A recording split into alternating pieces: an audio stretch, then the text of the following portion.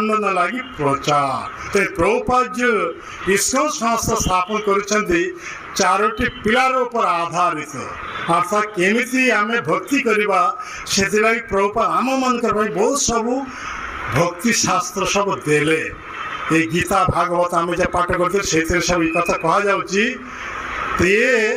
books are the basis प्रथम pillar इस्कनर second pillar unity is the principle ये नीति সেই পরে আমি সেই পরে যদি আচরণ করি তাহলে কোন হবে পিউরিটি ইজ দ্য ফোর্স আমার শুদ্ধতা বাড়বে যদি শুদ্ধতা বাড়বে সেটা আমাকে কোন করে মানে বদ্ধ জীবকে উদ্ধার করা পায় প্রিচিং ইজ দ্য এসেন্স তেমনি আমার এখানে মুখ্য উদ্দেশ্য হচ্ছে প্রচার তিনি মধ্য সম্প্রদায়ের যে আচার্য মধ্যাচার্য